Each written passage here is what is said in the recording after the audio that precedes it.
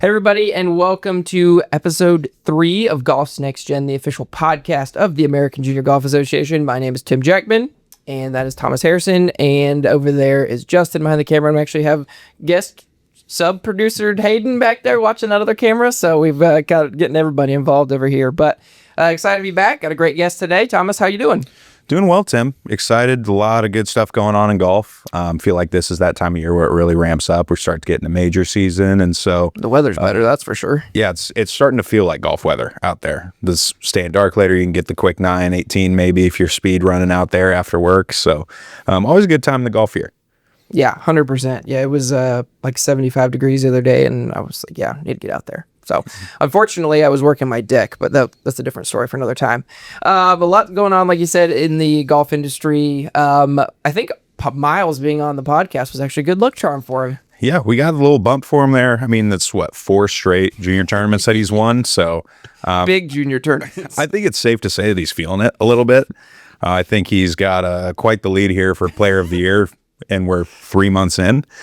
So, unreal to see what he's done. And I mean, just after talking to him, I think it's just the mindset you talk about, the mentality that kid has is like, he just goes up believing he can do no wrong. And he's shown thus far, I mean, he's pretty accurate there. But it's just, I think that's maybe what sets him apart a little bit is just that mentality of like, oh, this is an easy shot. Like all of these that we may think as the casual golfer is something impossible. He's just, I can do this in my sleep. Yeah, 100%. And in case, I don't think we mentioned it, but he did win the Junior Invitational at Sage Valley. And then Aphrodite Dang actually won the girls' side, which both of them are very prominent and highly ranked junior golfers. I mean, Player of the Year is looking really good for him at this point. When you start looking at the events he had last year and what he's going to be dropping and the points he's adding this year, it certainly is trending that direction. So we'll see. It's weird to say that we're here March, April, but that's kind of where we're at. Yeah, he certainly put the gas pedal to the floor there and made a push. But no, it's good to see him. Aphrodite had a great last couple days to kind of jump out in front there, and so good for her as well. Like you mentioned, 2 high-level golfers that have got a lot of big events coming up for them this year too. So be fun to see and see where they can finish here along the line. Yeah, 100%. We got TGL kind of wrapping up for the year too. What are your thoughts, Thomas, overall TGL for kind of the first season? Year 1, I was very impressed. I think I was one of those people coming in. It was like, yeah, it's something I'll turn on and watch, but I don't anticipate myself getting like invested in it so much. It's like it's simulator golf. How much can you really kind of jump into it? And then I was very impressed. I thought it was a lot better product. I think after the first couple weeks, they had some hiccups. They kind of figured some things out with the hammer, some of the mic issues they were having going on, but it was fun to see some of that personality. I think that's at times what golf can be a little bit lacking, or guys might get kind of day 4 on tour showing some personality, but in there you got to see like Billy Horschel is always, I feel like, looked at as this very serious like golfer out there on the course, and then you get him in the TGL simulator and he's just having fun. He's just hanging out with the guys, so it was definitely cool to see. But what do you think, season 1?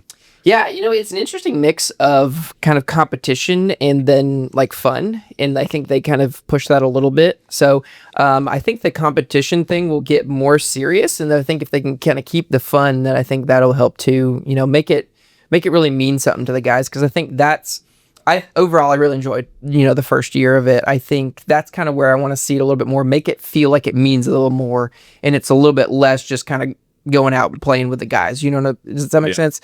But I think the whole experience is awesome. I think finding the right people, I like that they've kind of swapped guys in and out to try to find, that. I think that's phenomenal hearing from these guys. And I would even be like, I'd even be a fan of bringing in some guys who may not be as highly ranked, but we know have those big personalities who can really, bring it to life, because that's what TGL needs, right? That's where you want, that's where you really see the difference there. It doesn't need to be, actual golf, right? It doesn't need to be that. It's its own entity. So let's bring these personality guys in. Yeah. Like you mentioned, I thought it was really cool when Mike Dunlap plays for Atlanta the 1 week, because I think that was part of it too. You look at the schedule and you're thinking like, these guys' schedules aren't necessarily set in stone. Some of the guys, as those rankings kind of ebb and flow, it's like, when are they going to play? And it's like, what do you do when you only have 2 guys who can play that week? And so some of those, Brandon, some of those young names, like you said, I think it'd be cool to see kind of where that goes and the evolution of who's playing week to week. But no, very, very pleased with that in the product they had in year 1. Still want to figure out those bunkers. I'm still a little confused at why those bunkers are like the hardest thing on the Just planet. perfect. Yeah, they're just nobody can hit these bunker shots, which I mean neither can I. But again, not playing on TGL week in week out. But Speaking of you playing, I heard you played last week. Where'd you play, Thomas? got a chance to go out play some Blue Jack National. Yeah. Something that unbelievable experience. Could not just have like a better golf day. It was just like 75, sunny out there, walked 18. And it was super cool to see, it's Tiger's Augusta like layout, and you definitely see a lot of those resemblances in some of those holes. But I mean, just the overall experience, like the place was in incredible shape, just a fun time. Played fairly well. Again, driver was dialed in. Driver's been great for me the last couple rounds gotten out to play, but those greens are something else, man. Like you breathe on a putt and that thing is going 40 feet by. Like at one point, Caddy looks at me and he's like, "I'm going to level with you, man." He's like, "Unless you make this, it's gone." He's like, "Doesn't matter." You didn't make it. Did not make it. Had about 25 feet coming back. He's like, "You can chip this, you can putt this," because everything around the greens is so tight. And he's like, "Unless it goes in, it's not going anywhere close." It's like, okay, perfect. So tried to hit it about 2 inches and ended up going 25 feet by. So super fun time, but definitely a bucket list course got to check off there. So that was fun. Yeah, that's awesome. Speaking of Augusta, we got a couple of big events coming up there. We got ANWA coming up, and then obviously the Masters right after that. So some interesting kind of storylines with ANWA. Just a couple of returning players coming back that are that certainly have a chance to win it there. That tournament is always so intriguing to me because I think it actually shows off who is really a better golfer and maybe who is less playing on like good at one specific course, right? Because you play at Champions or Cheat, and then they play, at Augusta. So if you want to win that event, you've got to be good. You've got to be adaptable, that sort of thing, which is really unique, and you don't really see that many places. No, I think that tournament has really turned into something special where obviously anything affiliated with Augusta in the golf world is going to be on a different tier, but the way that tournament has progressed and the TV coverage, everything, just the media you see around it, I think it's a super cool opportunity. I think it's one of the cooler things that is done in the game of golf, men's or women's, just regardless of what it is. But to have an amateur event kind of elevated to that status, and then obviously it's fun for us getting to see we're familiar with all those juniors, those girls that have played with us, gone on, had good college careers. But it's really just now that the event's been going for several years, getting to see that progression. I think, like you said, it's very cool what that's become in the game of golf. Yeah, for sure. I think, as I look at some of these names that are highlighted here, obviously Bailey Shoemaker's coming back. This is her like third or fourth time she's played in the event. She finished second last year, shot a really good round at Augusta. So I think I was reading that she's been really focusing on Champions Retreat and trying to get better there. So that's certainly a name to watch. And Darling from South Carolina, obviously my alma mater, had to mention her, certainly returning and has a good opportunity too. So should be some phenomenal golf. It's awesome that we kind of get a chance to watch that. You can live stream that and be able to actually watch some of that live golf and some of that amateur level, which isn't always possible. Yeah, I think it's also a cool opportunity for fans that if people are able to get those tickets to ANWA, I mean the opportunity, one, to just see Augusta, you're getting to see an incredible level of golf, but I think it's cool to see it in that element. And just any tournament that's elevated like that. But like you mentioned, a lot of returners. I think it should be super competitive. I think it's going to be cool watching Rachel Heck go out and tee it up again. Obviously, she was the decision to retain her amateur status, and with her military involvement and everything, it's just super cool story. But it'll be fun to see her out there. Just great personality, great person all around. But with all the success she's had in golf, fought through some injuries, it's fun to see her back out there. So. Like I said, a lot of high level. I'll be interested to see some girls that now are looking at her playing their fourth or fifth time that have been playing high level. And so how cool would that be to just be like, oh yeah, going out to play my yearly round at Augusta, like just casually. That'd be awesome. No, super fun to watch and definitely looking forward to that. That's one of my favorite golf stretches of the year, obviously. Yeah.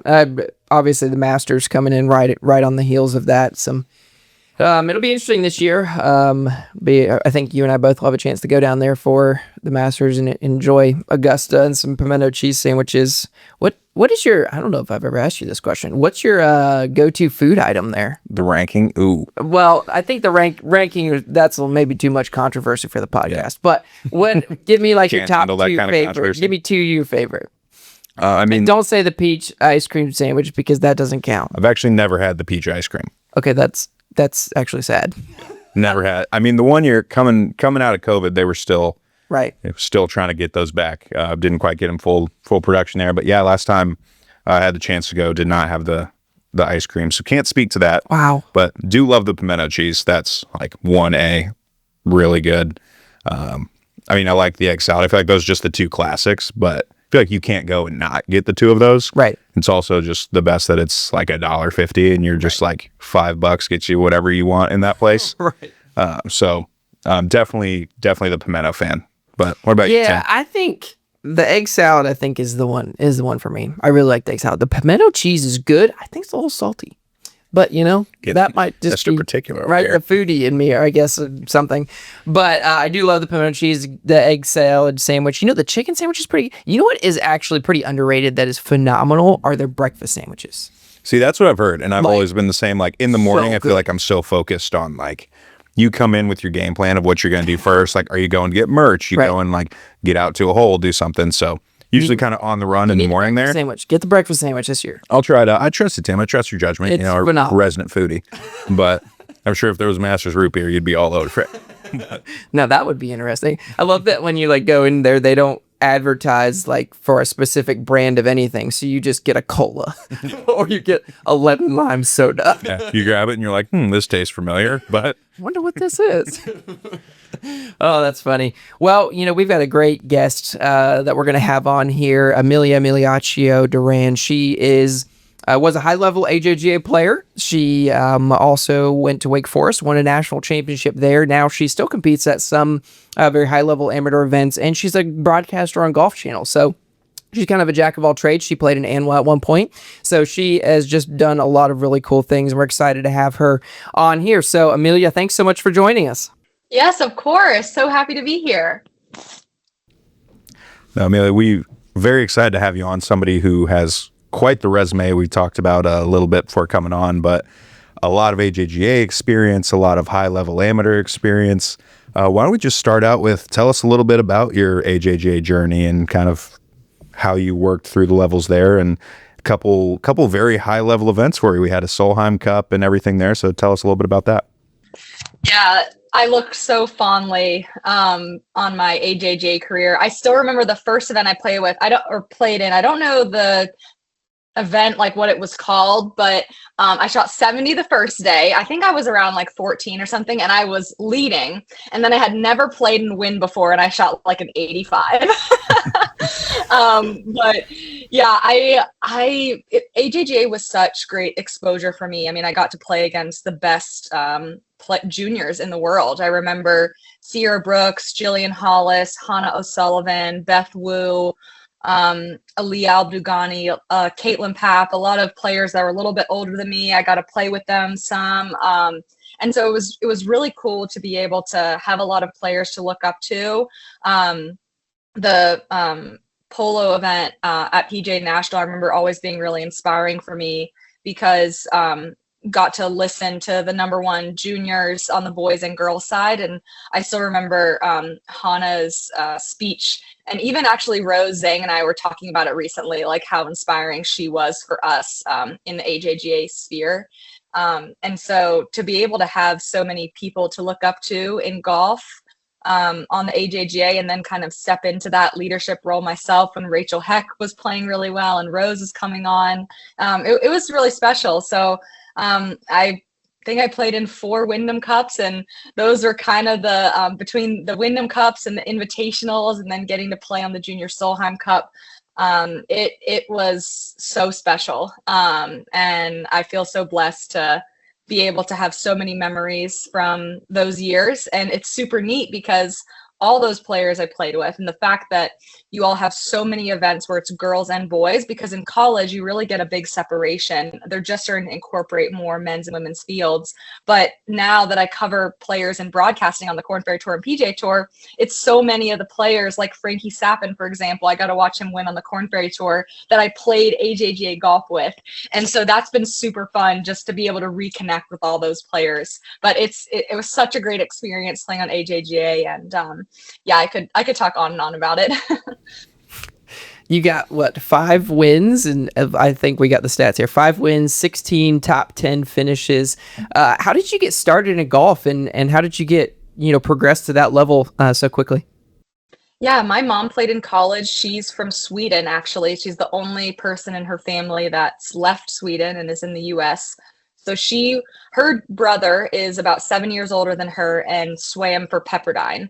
So she realized at a young age, her family played golf. She wasn't that interested in it. She played a bunch of other sports, but then realized that golf could be a great avenue for her to come to the US, get an education, and build a life here. And it was something that was really inspiring for her. So she played at University of Arizona. She was actually recruited at Wake by Diane Daly, who was my coach, who recruited me and was my coach my freshman year. But it was cold and rainy on her Wake visit. And from Sweden, it's cold and rainy often.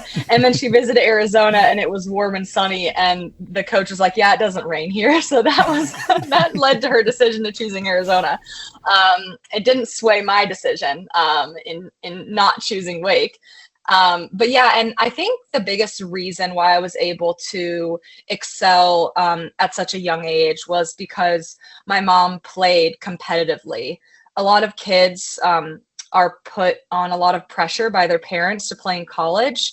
And the parents really want to support their child, but they haven't walked through it. So they're just trying to learn. They're learning from other parents. And sometimes the information that they're feeding their children can be a little skewed. Versus for me, my mom gave me great structure at a young age. I was a kid that wanted to pursue everything at a high level, and sports was one of them. So like most kids, wanted to play professional soccer, and then I wanted to play professional soccer and golf, and then was just professional golf. And so she taught me, what it looks like to have a structured practice. She was able to, really explain things to me when I was nervous on the first tee. And she was the first one that said, it's really normal to feel nervous. It means you care. And, if there were periods where I was struggling, she would say, if you want to be really successful, it's going to get lonely sometimes. And she kind of always had those words of wisdom because she played to keep me going. And so she's really who I give a lot of credit to and how I got into the game. No, and I think that's super cool to hear from somebody who played at the high level having that support. Because like you mentioned, I feel like that's so much of the game now that people maybe don't think of. You always see like, oh, why did you hit that shot, or why'd you do this? It's like, yeah, I was totally trying to shank that one. Like I was totally trying to miss that green, put it in that bunker. But no, great to hear that you had that support, and sounds like you had a great support system on your way through college, that decision as well. And could you talk a little bit about making that college decision with somebody with your accomplishments? I'm sure you had quite a few offers, and that recruiting process was probably pretty intense. So for some of our listeners who are maybe going through that same thing, can you give us a little bit about your experience there? Yeah, definitely. The recruiting process can get really stressful for a lot of kids. One thing that made it not as stressful for me was the fact that my mom never talked about rankings with me. I didn't know what WAGR was, World Amateur Golf Rankings, until I was a junior in high school. I never really knew about that. I was number 1 in my state in 8th grade, and I didn't know that I was like player of the year until we walk into the banquet and my face is like on like this poster. Talk about a jump scare. I know. Well, because we were driving to Pinehurst and my mom was like, oh, you should like write a little thing. You're going to have to give a speech. You played really well this year. I'm like, maybe it's just like me being oblivious. And, there wasn't social media really at the time for me to get into that. But so I think, because of combined my early success with the fact that I wasn't stressed about the recruiting process because I wasn't wound up in the rankings. And my mom always told me, she said, if you want to play professional golf, college golf is going to come with it. There's no reason for you to be stressed. You're going to find a place that fits you. In addition, the recruiting process hadn't changed where you could commit at any point. So a lot of my peers that played on AJJ were committing their freshman and sophomore years of high school, even earlier than that. I remember Michaela Merard when she committed to Alabama in the 8th grade. So there was definitely, and that was pretty normal. Like if you're a really good player, you were committing around your freshman year. It didn't stress me out because I knew I was a really good player. I knew I was gonna, I didn't care about like committing first or, kind of that kind of competition.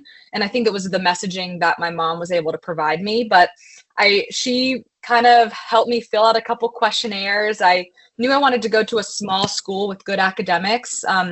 It's kind of nice being young and just not really having not getting sucked in. And I wasn't sucked into like, oh my gosh, this school has like super massive football or just like things that could distract you from the golf program. Of course, my parents are both from outside the US, so I didn't grow up like American football, like just loving it. I would love it now. And so, academics was always important to me, very close with my family. So staying at home was important to me. And so I visited Georgia and Clemson to kind of get a feel for that bigger school. I loved those visits, but they were definitely a little bit too big for me, especially at the time being like 14. You can get easily overwhelmed. Visited Carolina and Wake and Duke. So visited a lot of the Carolina schools. And for a while, I thought that I wanted to go to Duke, just given that's one of the top schools in the country. If I got an offer from them, that I would take it. But I took my second visit to Wake, and a lot of people had told me, said, you'll feel really at home when you visit a school that makes sense for you. And I just felt that at Wake, and Diane Daly had a big influence on that, who was the coach at the time. I could just feel that she cared about me, not just in a golfer, but really wanted to develop me as an entire person. And I just felt like the Wake community really promoted being super supportive and balancing the athlete life with the academics, and the facilities were obviously amazing. So that's kind of what led to my decision. But I do want to recognize that the recruiting process can be really stressful for a lot of kids, especially now with limited roster spots. And just the fact that social media makes everything, you put a lot more pressure on yourself because a lot of people, you can see all your friends that are committing, people are posting about it. So it can definitely get stressful, but thankfully it wasn't stressful for me. Thomas, we've had some good track record of junior golf parents on the pod. We had Mike Thomas was on here at the end of last year. He was a great junior golf parent, and it sounds like your mom did a really awesome job with you too. So that's really cool to see. I guess the small school kind of worked out for you, though. Talk a little bit about your time at Wake and winning the national championship, and just some memories and high level thoughts there. Yeah, Wake. I met my husband there, some of my best friends there. I'm really, really close with Coach Daly, who's still involved at Wake, and then the current coaches there, Kim Llewellyn and Ryan Potter. It's just an incredible school. I loved the fact that everyone on my teams we wanted to win a national championship. That was our goal. And I loved being in that environment. We had a lot of flexibility during practice. So it was really fun. It wasn't like our coaches were, okay, you got to get in your 3 hours a day. They were almost trying to make sure we didn't practice too much because our goal was so high that, we're going to be out there for 6 hours. And so they were almost trying to make sure that we weren't pushing ourselves too hard, that we were resting, because managing school and golf is difficult. But it's so fun. I mean, the van rides, going to tournaments, getting a flat tire, the van developing like an interesting smell by senior year between golf equipment, people bringing their snacks. I had this one teammate that always brought bananas as a snack, and it's just like not it like to bring bananas on the van for a 6 hour drive. Yeah, a hot van. Yeah, what could possibly go wrong? I'm sure those never got left in the van. And no, never. And so just memories like that. I mean, and I still remember the first time we won as a team my spring semester of my freshman year. And it was such a great experience for me because my freshman year, we had myself, Jennifer Kupcho, and Swing Lu, who were three players that would play really, really well. And then our fourth and fifth were just a little bit more inconsistent. So we didn't have a team win until my second semester freshman year. And then my sophomore year, we really started to gain some form and finished runner up at the NCAAs. And that was so much fun. Coming from an individual sport where you come into college, you really want to have a lot of individual success. It was so great for me to learn how much greater team success is. And it's better when you win as a team. Maybe you had a top 15 finish, top 20 finish. You didn't play really well compared to playing really well and everyone else on your team played bad and everyone's miserable in the van and you're kind of like, well, I played well. You gotta ride back and smell these moldy bananas. It's just a tough scene.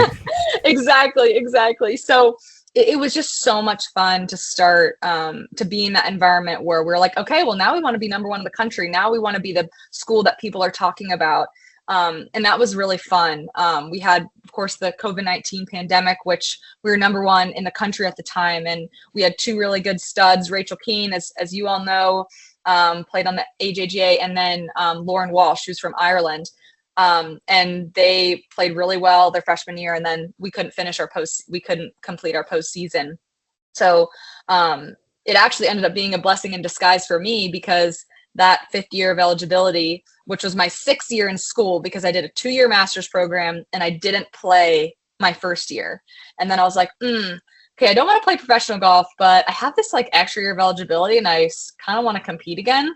So then I used it my 6th year of school for my 5th year playing, and then we won the national championship then in 2023, which was just the coolest experience. We had a lot of setbacks at Greyhawk in Scottsdale, where the NCAAs were played for, I think, around 3 years. And so it was just really cool to be able to come back to a tournament where you kind of have a little scar tissue. I still remember the one things that my coach Ryan Potter said. He was like, we've had to fight a lot in this tournament.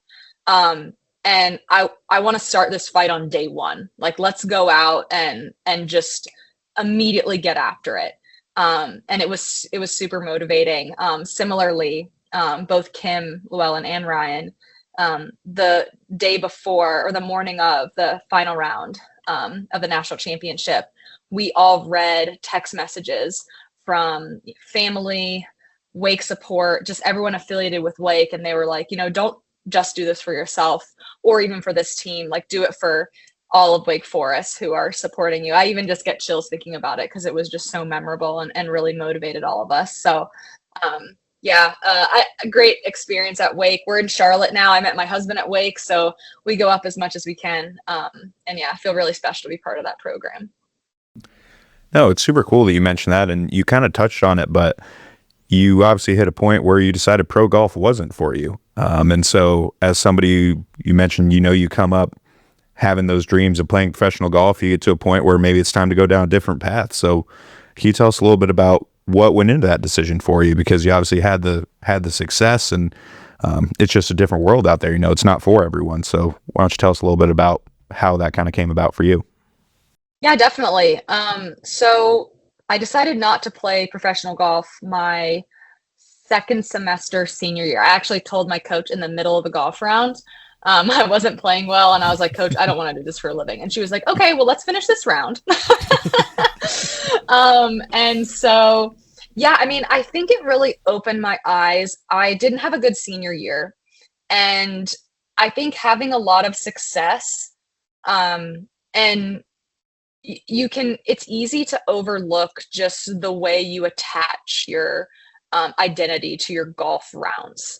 And when you have success and your setbacks aren't that big, you can kind of get past it. You can, get frustrated, have negative self-talk, but then it can motivate you to go out and play well the next week. And I think when I had just a sustained amount of time where I wasn't performing well, I could really see it negatively impacting my mental health. And so, and I just kind of realized, I was like, I just deserve better than this. I don't deserve to be treating myself in this way. And so it was more just before it was not playing professional golf. It was more, okay, I need to take a step back and just think about where else I could go. What other options are there? Just be to be able to have some separation from golf, because I never really did starting at 12 when I stopped playing other sports. And so that led me into networking and broadcasting. I had a lot of exposure through the Augusta National Women's Amateur and NCAAs with Wake on the TV side. So I was very familiar with a lot of people in Golf Channel specifically and NBC. And so was connecting with them. And then I got a freelance writing position for the summer. And my first tournament was the US Women's Open at Olympic Club. And I remember walking into the media center and knowing 95% of the people there. And it was one of the best feelings, just the environment. At the time, I had played in 3 US Opens, the Chevron Championship when it was the ANA in Palm Springs, and 2 Epson Tour events. So I had experienced what professional golf looked like and didn't love it. I'm such a collaborative kind of person that I realized just how much professional sports, especially an individual sport, you're consumed with yourself, your team, everyone's focused on you. And I just realized that wasn't me. Writing that week for the US Women's Open really exposed me to that. And that same summer, I got to work the US Girls Junior, which Rose Zhang won, which was so special to have her be the first, the champion of the first event I ever worked. And then I did the US Women's Amateur where I played. I made it to the round of 32 and then covered the rest of the tournament. And then the end of the week, I got asked to be on the Curtis Cup team. So it was really like just a full circle moment. I was playing a little bit, I was broadcasting. And then I had applied for master's program. So during that summer, I realized, I was like, I don't want to play professional golf. I'm in a really good place with golf. And I realized that it wasn't golf I didn't love. I just needed to get a little bit more mature emotionally. And it was really awesome to watch Nelly Korda, Lydia Ko, watch other players, whether they were playing well or struggling, and see how they handled themselves. That's one of my biggest advice I'll give other people. Read transcripts from players, read articles, watch golf, and just see the way players handle themselves. One thing I love, I cover a lot of PGA Tour Live on ESPN Plus, and we follow an entire group. We don't move when they're playing bad. We keep covering them. And that's been really eye-opening for me, because you just see the bad scores and you see the C game when they shoot a really good score and how they handle themselves. And so realized I didn't want to play pro golf, but I was in a great place with golf. And realized that, competitive golf is still a big part of my life. And I would just love to continue golf in almost like a self-reflective exercise, because I know that I hold on to the outcomes. Like when you play a good golf round, you're hitting it good. Like you feel on cloud 9. No one can tell you no with anything. You feel unstoppable. And the opposite, if you're like having the lefts or you can't make a putt, you're thinking about it all day. And so now that I'm in this place where I can still play in tournaments as an amateur and also compete, but I can't practice in the same way. So I have to learn how to be confident in my abilities without practicing every day. And then going into a tournament, feeling those competitive juices. It's been really awesome for me as a competitor. And it's really good for me as a broadcaster, because it's easy to forget, even though you have them in the back of your mind. But when someone has a wedge shot and they chunk it in the bunker, if you haven't played competitive golf in 10 years, that shot seems really bad. How could they do that? Like, what the heck? Well, when you get in a tournament and you hit a bad shot that's a pretty easy distance, you're like, okay, yeah. It happens to everyone. So it's been a really cool journey, and there are times I miss it. I mean, I miss training. I miss competing on a regular basis and just trying to get better and try and get to the level of elite performance. but I'm okay not getting there and just having a much more versatile life. And yeah, it's been great for me. That's such a good word, because I think we talk about that a lot with we try to recruit for our internship, and we want to recruit college golfers because like there's careers, you know, outside of just playing golf. You don't have to turn professional. There's so many careers in golf. And what's that NCAA commercial that's playing right now during, you know, March Madness? It's, you know, they all go pro in something besides sports or whatever. So I love that you kind of brought that up. What's it like competing and kind of broadcasting in the same tournament? You've done that a couple of times. Talk about that. Yeah, it's exhausting, but I love it. I always tell myself, I was like, I'm never going to regret doing it, but I'm going to regret not doing it. So, yeah, I've done it for the Women's Am twice now. I did it for the US Women's Open in 2023 when it was played at Pebble Beach. So that was really special. Missed the cut by one, so we don't need to over deliberate that, or I'm just going to bring up memories I don't want to relive. No, I'm just kidding. But it's what's fun for me is like, I feel like I treasure more the really good shots that I hit under pressure in a tournament round than I did before. Even if, you know, I missed the cut Women's Am by one last year, but I still remember this 5 hybrid I hit on par 3 to like 6 feet. And it was like, you know, it's so good.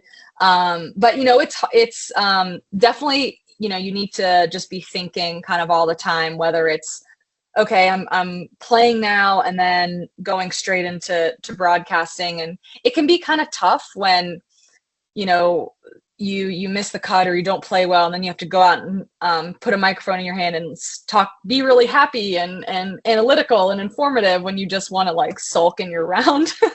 But I think that's really good for me because who cares? Like, no one cares that you played bad. Like, and I shouldn't, you know, like it's a good exercise for me to be like, okay, well, now I have more knowledge on the golf course than anybody else. So now let me talk about it and let me be informative. Like, I had this putt. It's so difficult. Everyone races it by the hole. Like, that's really cool to be able to say.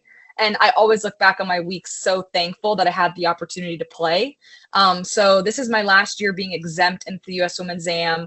But I plan on trying to qualify next year, trying to qualify for the US Women's Open this year. So you know, it's a lot of work in the sense I bring my clubs to every event. So I'm never really traveling with the carry-on. I always try and fit in practice if I can, or I even do some mirror swings in the hotel just to try and keep things sharp. So it requires a little bit of extra thought, but it's worth it just in the experiences that's given me. No, and I think it's an experience that I think hard for a ton of people to relate to, just because I feel like you're one of the few who's been able to do some of those things. And it sounds like it is very mental, and just like we talk about all the time. I mean, golf is such a mental game. And somewhere where you've been very open in some interviews about is the performance anxiety that comes with playing at that high level. And so it sounds like obviously you've gotten to a very healthy place with it and been able to grow through a lot of that. But, you know, how did you kind of get to that point where you're at a healthy spot where that's probably something that a lot of young athletes are going through and maybe struggling to figure out how to cope with? Yeah, definitely. It's a great question. And I've always, and I continue to learn and try and get better. I'm currently reading this book called The Confident Mind. I can't remember the author's name, but it's very, very good and I continue to learn and take things from how to be more mentally strong. And I would say there are 2 big misconceptions when it comes to the mental side of sports. And one is, oh, well, if I'm a confident person, I just shouldn't feel this anxiety, or like it shouldn't be there. And that's not true. It's, you know, people may not share it because, you know, if you see your friend in a tournament, you're not going to, before you tee off, oh man, I'm really struggling. Like it takes a while for someone to like open up. Even if you're having long conversation, you know, most people try and stay positive and not think about it. Even if you ask someone about their mental game, they'll probably say, oh, I feel like I'm pretty confident. Because, you know, most people like to see themselves that way, but that doesn't mean people don't struggle. The second misconception is that the performance anxiety will just go away. You just hope it will go away. And it's not true. One thing that I really had to come to terms with is, you know, the books you read, the podcasts you listen to, you have to put action on that. If you don't, the thoughts are just going to come up in those big shots. And so to be able to, you have to train your mind like you train your putting. And it's boring and tedious, but if you want to retrain your mind to see that perfect shot and right down the middle, see you make that putt, whether it's, being very specific about, certain affirmations you have, and there are books that talk about it. Affirmations can, all this stuff can feel a little cliche and kind of cringy, and you don't really like talking about it or doing it. But there are some awesome tools that really help. And just continuing to seek advice from mentors and listening to other players talk about it is kind of how I've gotten to go through it. But it was really cool when I was really struggling with my performance anxiety. And, I was just seeing just like the worst shot that could happen. And when I was putting these little habits in place, like continuing to practice visualizing a good shot, believing in my performance, believing in my preparation, and to start to see those good shots again, it was just like the most freeing feeling in the world. And now when I compete, those things, they still like come into play, but I have immediate tools to block those away and then focus on the good shot. I always tell myself, if I go through my process exactly how I want and I commit to what I'm doing, that's all I can control. And it's almost like you create a separate scorecard for yourself. And so you have your number, and then you have, your commitment level, your confidence level over each shot, and you rate that. And that is how you should judge your performance. And then it's okay if there's a shot you're not confident in and you hit a bad shot, because we're human and we mess up. But it's just learning from those mistakes and building. So I just see everything. And that's what all these professional athletes do. They see everything as just building and learning and growing versus, okay, this tournament I have to play well in, or I'm like not good enough to do this. So it's much more of a growth mindset rather than fixed. As we kind of wrap up here, what do you think is, we like to ask this question, what do you think is, your best piece of advice that you would give to a young junior, playing in AJGA golf and kind of working up through, who sees someone like you and the success that you had? What's your piece of advice that you would have to them? I would say don't skip stages. Don't, move up in an age division if you haven't won in your current one. Focus on having success where you are, and then you can build. It's something that Rosang also talks about. She never skipped a stage. I think she's a big reason why a lot of players have decided to stay in college, because she did. And just remember that you are on your own journey. I used to see my journey as a very linear path with golf. Good junior golf, good college golf, good pro golf. And while you can get to all those stages, you do not have to be the best player on your college team or your number one in your high school class to be good enough to play professional golf. Likewise, you don't know if you're going to play.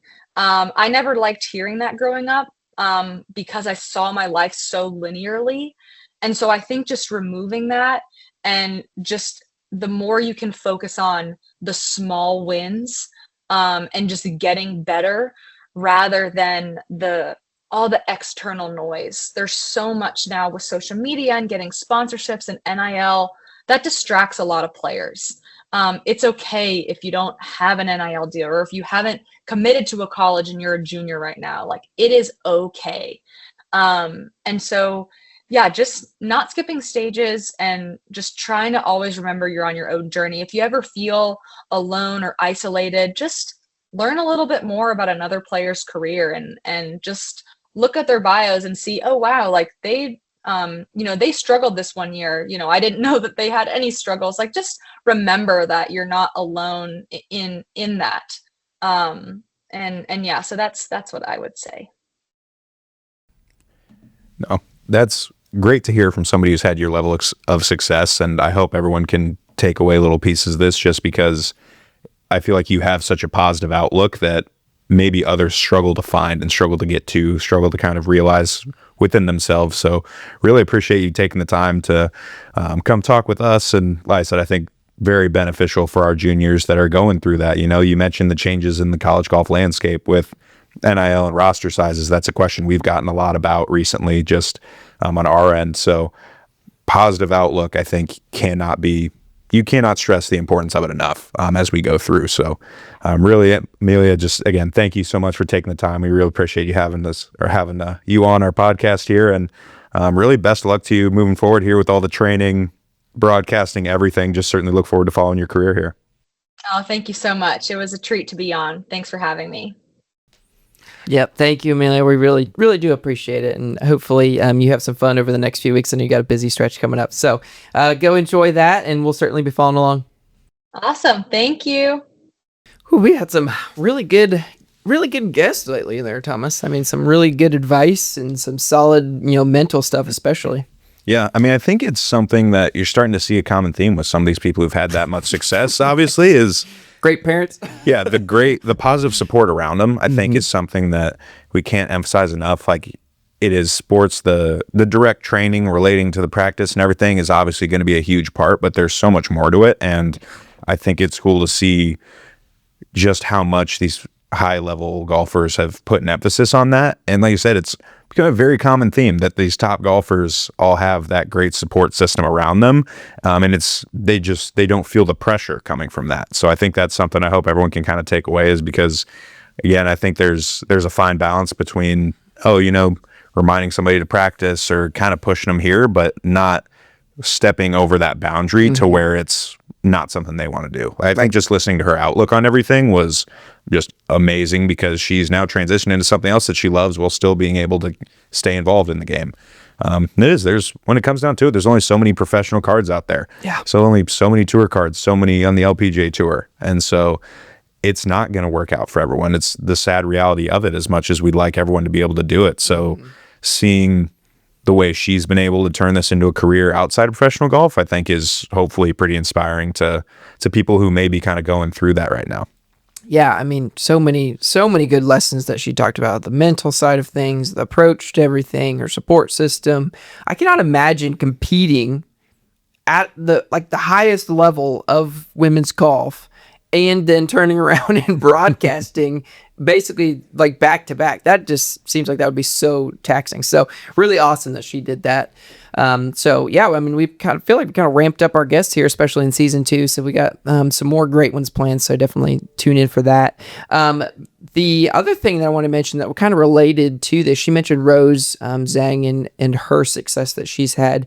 Rose was a Liberty National ACE grant recipient with us, which was our financial assistant program when she played junior golf, and obviously she's 2-time player of the year and everything.